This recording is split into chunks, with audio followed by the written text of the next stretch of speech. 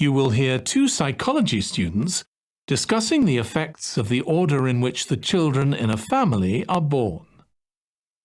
First, you have some time to look at questions 21 to 26.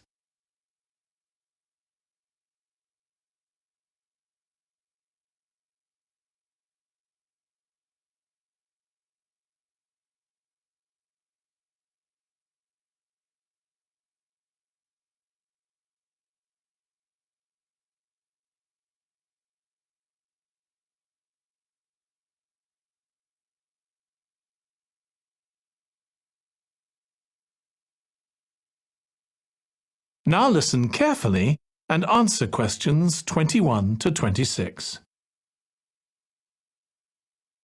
Ed, how are you getting on with the reading for our presentation next week? Well, okay, Ruth, but there's so much of it. I know. I hadn't realised birth order was such a popular area of research. But the stuff on birth order and personality is mostly unreliable. From what I've been reading, a lot of the claims about how your position in the family determines certain personality traits are just stereotypes, with no robust evidence to support them. OK, but that's an interesting point. We could start by outlining what previous research has shown. There are studies going back over 100 years. Yeah, so we could just run through some of the typical traits. Like the consensus seems to be that oldest children are generally less well-adjusted because they never get over the arrival of a younger sibling. Right, but on a positive note, some studies claim that they were thought to be good at nurturing. Certainly in the past, when people had large families, they would have been expected to look after the younger ones. There isn't such a clear picture for middle children, but one trait that a lot of the studies mention is that they are easier to get on with than older or younger siblings. Generally eager to please and helpful, although that's certainly not accurate as far as my family goes. My middle brother was a nightmare, always causing fights and envious of whatever I had. As I said, none of this seems to relate to my own experience. I'm the youngest in my family, and I don't recognise myself in any of the studies I've read about. I'm supposed to have been a sociable and confident child who made friends easily, but I was actually terribly shy. Really? That's funny.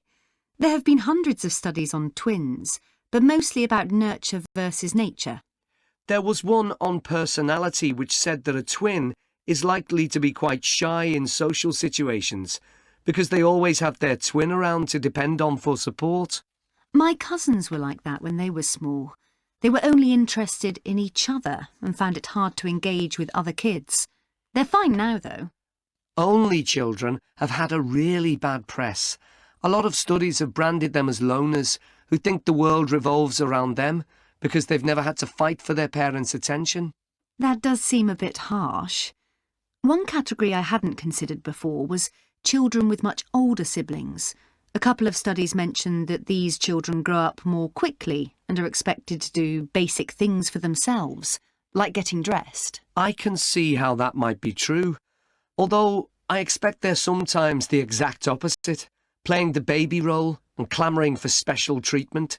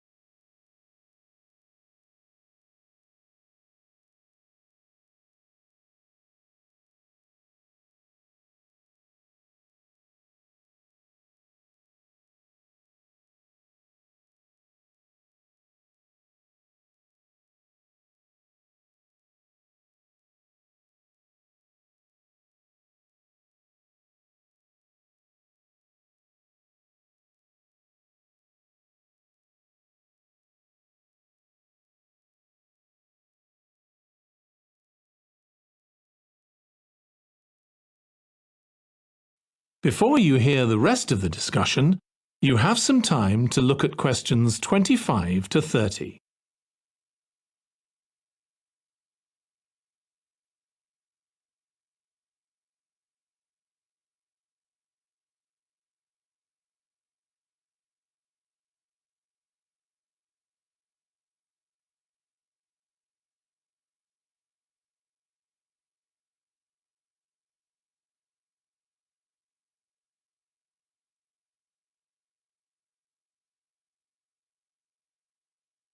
Now listen and answer questions 25 to 30. OK, so now shall we think about a topic linked to each novel? Yes, I've printed out a list of Dickens's novels in the order they were published, in the hope you'd agree to focus on him.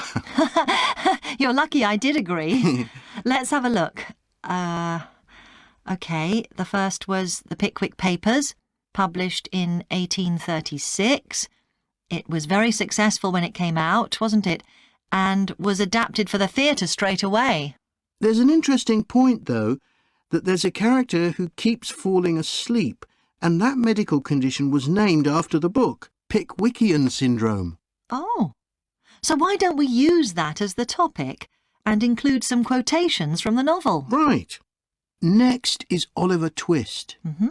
There's a lot in the novel about poverty, but maybe something less obvious.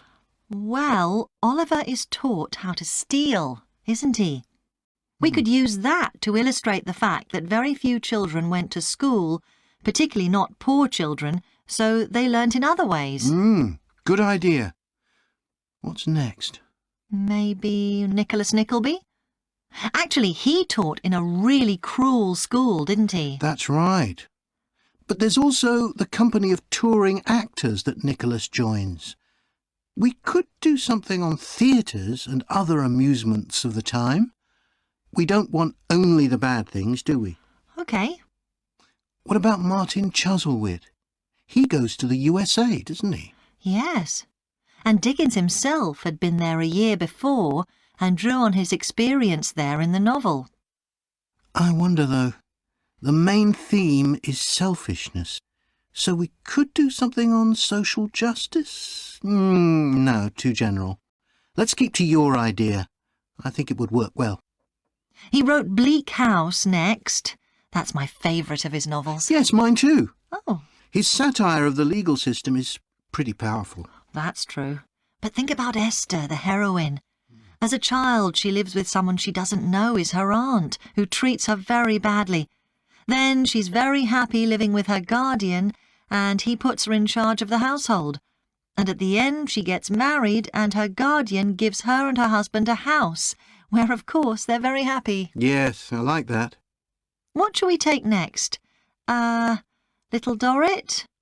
Old Mr. Dorrit has been in a debtor's prison for years. So was Dickens's father, wasn't he? That's right. What about focusing on the part when Mr. Dorrit inherits a fortune and he starts pretending he's always been rich? Good idea. OK. So next we need to think about what materials we want to illustrate each issue. That's going to be quite hard.